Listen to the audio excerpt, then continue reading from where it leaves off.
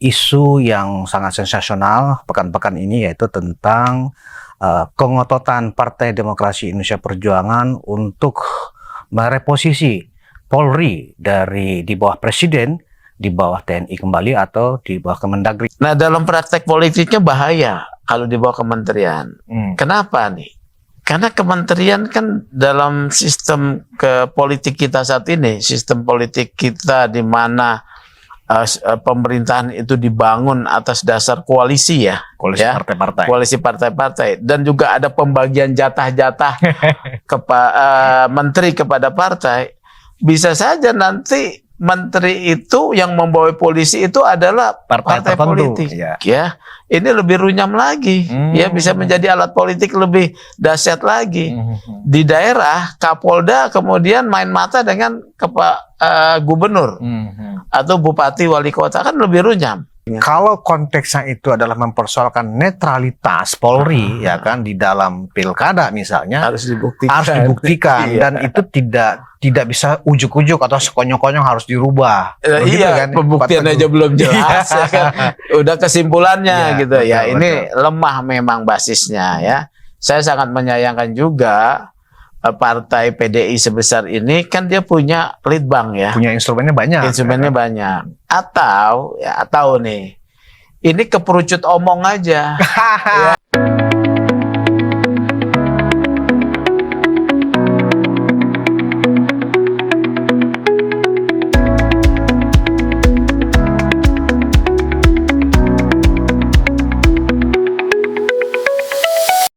Penonton Ruang Konsensus Unpacking Indonesia, kembali berjumpa bersama saya Budi Sumaruf Piliang, dan pagi ini kita masih mendalami seputar isu yang sangat sensasional pekan-pekan ini, yaitu tentang kengototan Partai Demokrasi Indonesia Perjuangan untuk mereposisi Polri dari di bawah Presiden, di bawah TNI kembali, atau di bawah Kemendagri. Nah, kali ini saya sudah bersama Ketua Indonesia Police Watch yang selama ini memang cukup menjadi tempat pengaduan masyarakat yang terkait dengan perilaku-perilaku yang tidak mengenakan bagi masyarakat, biasanya dilaporkan juga ke IPW. Selamat pagi Pak Teguh, Pak Sugeng Teguh Santoso. Bang Budi. Iya, akhirnya ketemu ya, kita jumpa di Ruang Konsensus. Ya, pasti juga Pak Teguh udah mendengar ya, cukup intensif soalnya isu ini di media massa, di TV nasional juga, tentang berita masalah Polri diusulkan oleh partai berkuasa sebelumnya, ya kan, PDI Perjuangan, untuk ada di bawah Kemendagri. Sekarang oposisi ya? Oposisi, ya kan. Iya. Walaupun belum clear ya. Belum ada pernyataan resmi dari PDIP sendiri. Nah, yang menariknya begini Pak Teguh.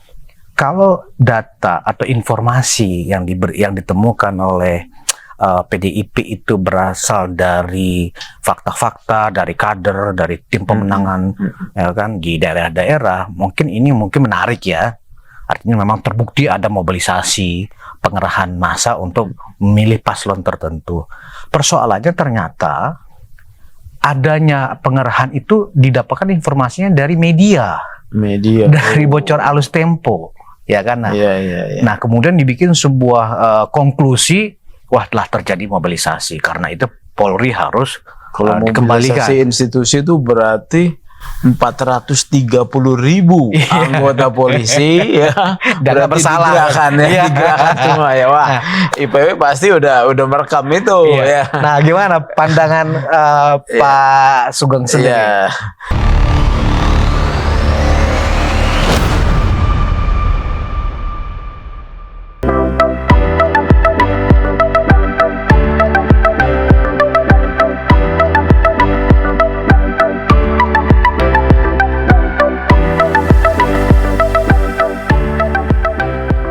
Jadi gini ya, tiba-tiba kan idenya itu adalah supaya Polri di bawah TNI atau kementerian. Iya, Kemendagri khususnya. Iya, usulannya.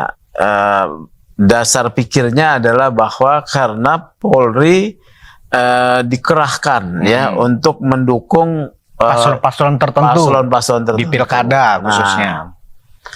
Ini kan satu satu tuduhan yang menurut saya ataupun yang serius ya. Serius dalam arti bukan, saya nggak mau maksud katakan itu fitnah, bukan. Ya serius itu dalam arti kita kan punya 430.000 lebih anggota polisi ya.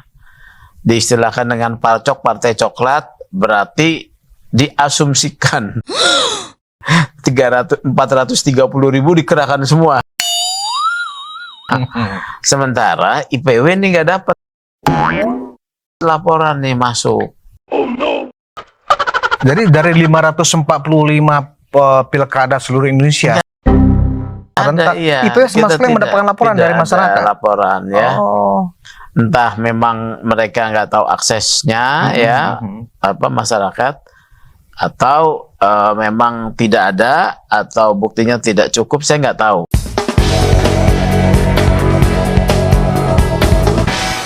Ya. Tapi kalau kekerasan terhadap polisi, saya selalu dapat informasi. Karena ada satu nomor yang memang terbuka, ya. Kami tidak dapat, ya. Nah, kalau pengerahan seperti itu, karena ini kami tidak dapat nih. Nah, pertanyaannya ya, ini kan PDIP adalah satu partai yang besar. Bahkan kursi terbesar di DPRD kan masih, sekarang ya. Semestinya mereka punya infrastruktur yang solid. Ya, karena kan ada sampai DPC, kemudian ada lagi ranting ya, ada korcam, kordes. Betul. Ini kalau digerakkan sedemikian rupa melakukan investigasi, mestinya data itu didapat.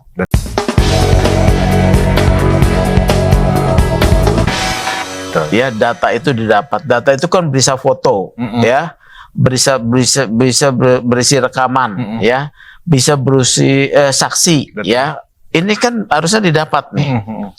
Kalau didapatnya dari media, beda.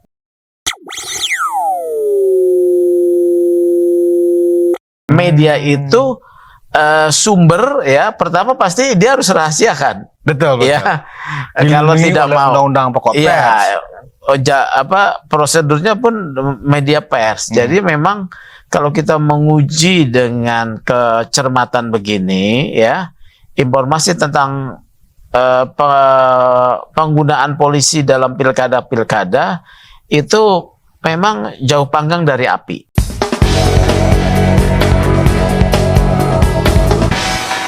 Ya, jauh panggang dari api. Akan tetapi memang ada percikan-percikan, ya, adalah informasi seperti itu. Kalau itu seperti ada, menurut saya ini harus dilihat sebagai oknum.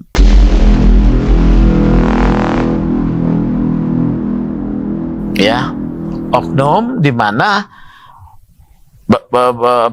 keberatan tersebut harus disampaikan kepada institusi untuk ditindak. Karena kan institusi Polri kan punya kode etik, tegas kode etiknya. Anggota Polri tidak boleh terlibat dalam politik aktif, berpihak pada pihak-pihak yang terlibat dalam politik. Itu udah tegas ya. Nah, jadi ini harus diadukan. Ya, jadi menurut saya ini kurang kurang terorganisir nih.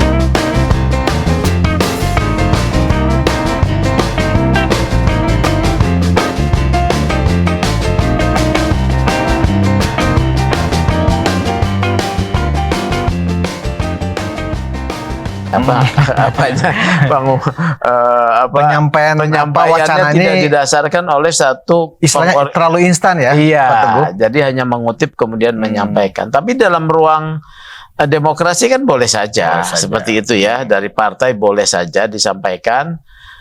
Yang kemudian menjadi pertanyaan ini disampaikan oleh partai. Sebetulnya kalau cakep nih ya, dari civil society. Jadi dari civil society ya, dikelola sedemikian rupa ya, diorganisir penghimpunan data tersebut, itu mungkin bisa menjadi satu hal yang catatan penting ya, pengerahan kepolisian.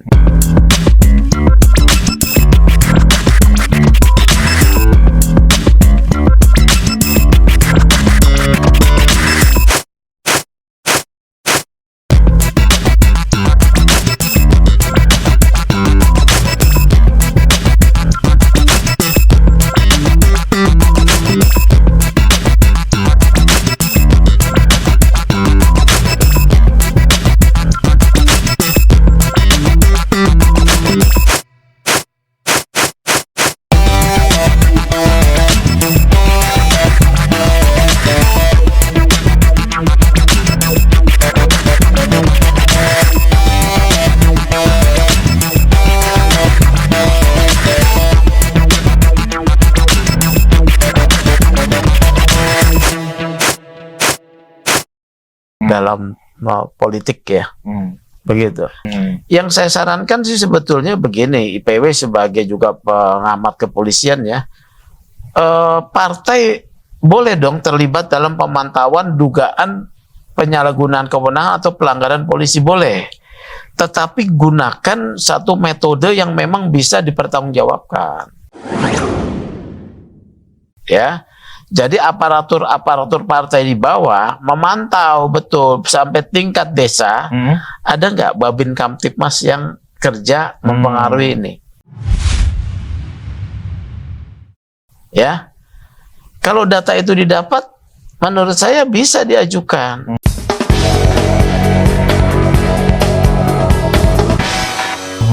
Nah, ini yang diuji ujiannya. Kemarin saya dengar Bang Deddy akan mengajukan itu di MK, ya, di MK untuk beberapa daerah, ya, gitu ya. Terlambat sepertinya ya. Oh no.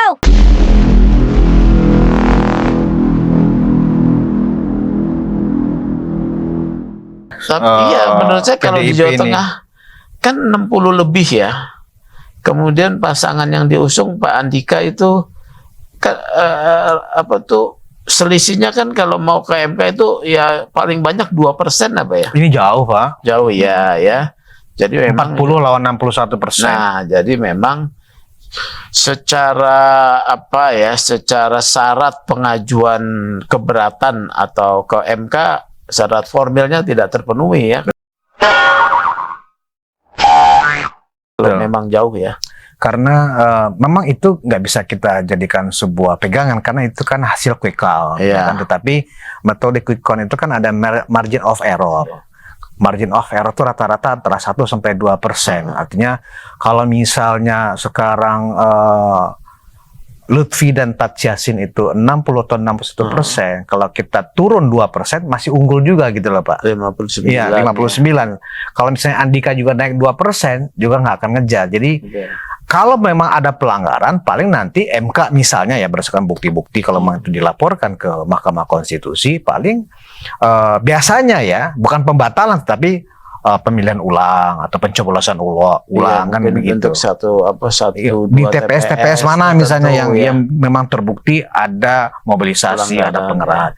Biasanya kan seperti itu, bukan pembatalan. Nah, Pak Teguh, berarti memang secara isu gagasan ini kalau Pak Teguh di beberapa media saya baca itu ini sebenarnya ide yang bisa melawan reformasi, melawan semangat reformasi, dan ini kemunduran gitu loh. Basisnya nggak kuat. Basisnya nggak kuat. Basis pemikirnya tidak kuat ya. Usul perubahan posisi Polri di bawah TNI kita sebetulnya setback dan dasarnya tidak kuat. Ke kementerian juga nih ada usulan ke kementerian ya. Kemendagri apalagi. Kemendagri.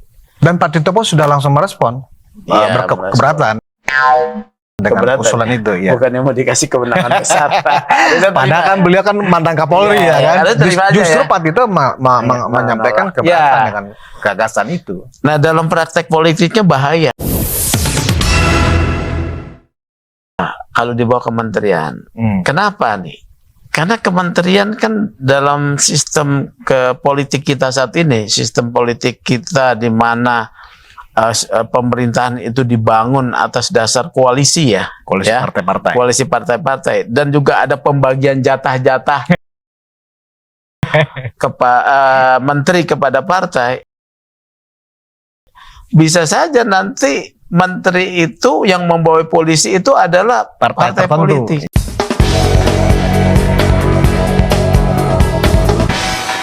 Ya, ini lebih runyam lagi.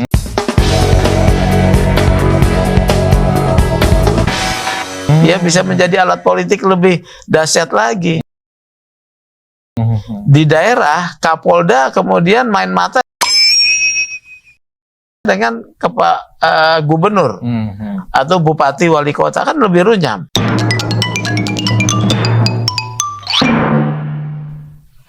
Jadi di dalam situasi memang ini tidak ideal, katakanlah ya, tidak ideal karena adanya banyak sorotan kepada polisi, kita jangan mudah kemudian menggiring perubahan polisi di bawah TNI atau kementerian.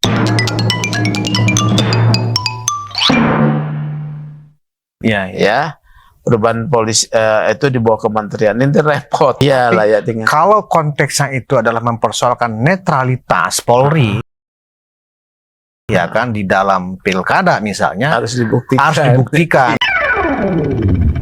Dan itu tidak bisa ujuk-ujuk atau sekonyong-konyong harus dirubah. Begitu Iya, kan, pembuktian Pak aja Teguh? belum jelas. Ya kan? Udah kesimpulannya Iya, gitu ya. betul, Ini betul. lemah memang basisnya ya.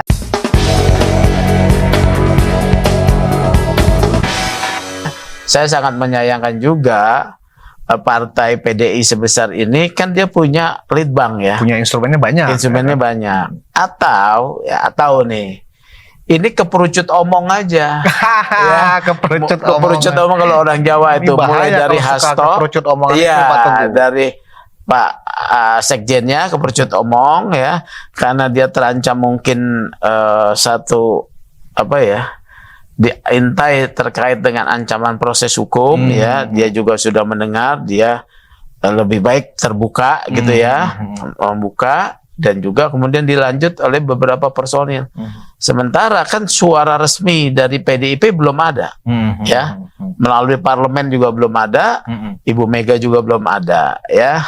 Ini kita anggap sebagai dialektika politika aja lah, ya kan, yang ringan, yang lucu aja, ya. Agar tetap sehat setelah melahirkan, harus banyak makan semen, pasir, oral. Nah, campuran ini disebut Kondom, spiral, atau pil adalah alat kontrasepsi untuk menjarangkan kelahiran. agar bayi selalu sehat setelah dilahirkan, harus langsung di tor. Dan pengecoran itu sendiri, Pak, harus merata agar dapat menghasilkan TV berwarna, video, kulkas. Popok bayi dan pakaian lainnya harus selalu bersih. Agar bayi tidak masuk angin, setelah dimandikan, bagian perut bayi harus dibalur dengan Cat tembok atau pelitur. Itu pun harus disesuaikan warnanya dengan gelombang radio. Pak Teguh, dalam beberapa kesempatan Kapolri Pak Listio Sigit itu berulang kali memerintahkan, mengingatkan kepada anggotanya tentang sikap netralitas dari Polri. Artinya secara norma Kapolri selalu ada di garis terdepan justru untuk mengingatkan netralitas anggotanya di seluruh Indonesia dalam proses pilkada ini. Artinya begini, beliau sebagai komando utama dari kepolisian sangat merasakan kok posisi kepolisian itu sangat sensitif. Iya, iya. Nah, bahwa kemudian ya kan ada tuduhan-tuduhan ternyata polisi ini tidak netral dan seterusnya, sebenarnya kan itu kan bukan baru kali ini. Setiap pilkada kan isu ini muncul dan tidak ada satupun juga yang bisa membuktikan. Gimana nih Pak Teguh? Iya, karena disinilah ya bisa disebut rahmat untuk negara kita sebagai negara hukum ya. Jadi ada mekanisme hukum yang digunakan. Tetapi di luar rahmat itu juga ada skeptisme masyarakat soal praktek hukum kita ya. Karena memang sulit soal pembuktian gitu misalnya. Nah, Pak Kapolri memang harus menurut saya harus setiap saat mengingatkan ya. Harus tidak boleh lupa untuk mengingatkan anggota bawahannya bahwa polisi harus netral, ya. Dan juga menurut saya ketika ada laporan anggota yang tidak netral harus ditindak, ya.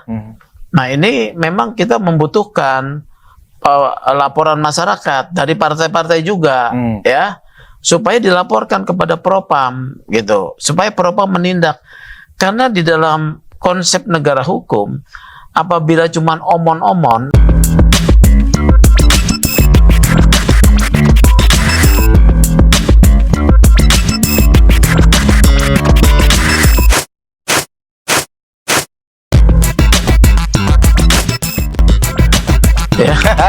omon-omon ya. Iya. Kemudian tidak dilakukan proses, ya nggak bisa dong dinyatakan bahwa tidak polisi tidak netral. Tidak bisa. Nah, di sini pentingnya literasi dan juga penguatan civil society dan juga partai-partai ya untuk memang memproses dugaan pelanggaran ketidaknetralan aparatur secara hukum.